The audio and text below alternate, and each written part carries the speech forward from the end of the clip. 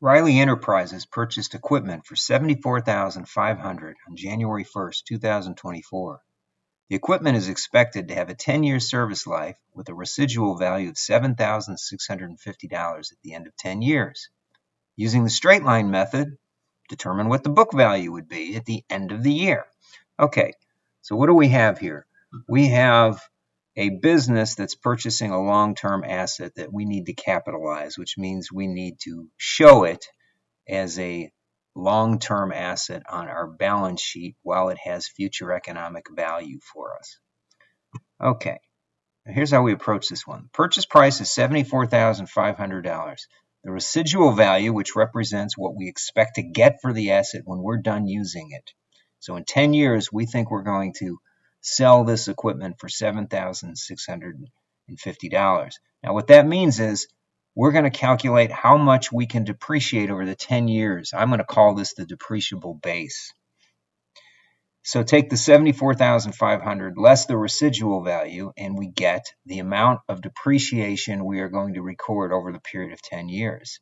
All right, the life of the asset is 10 years, so to compute annual depreciation, just take the depreciable base, the amount we can depreciate, the total amount we're going to depreciate over the life of the asset divided by the number of years. So we're going to depreciate $6,685 every year.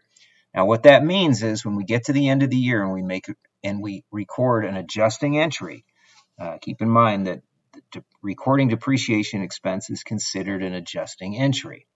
We're going to debit depreciation expense and credit accumulated depreciation. Now, if you're taking an accounting course where we're not using debits and credits, another way of saying this is we will increase depreciation expense by $6,685, and we will increase accumulated depreciation by $6,685.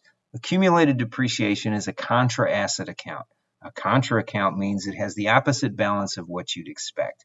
So it's actually used to reduce our equipment account. Equipment would be the account where we would see the future economic value of this asset on our books. Okay, so at the end of 1 year, what would we see? We'd see equipment for $74,500 less accumulated depreciation for $6,685, and that would be its book value. Okay, that's how you would calculate it, and that's how it would appear on the balance sheet. The purchase price, what we paid for it, less the accumulated depreciation to date. And at this point, we only increased accumulated depreciation by $6,685. Next year, that $6,685 will double, which would drive down the book value. But that's how we would calculate the book value at the end of the first year of this equipment's life.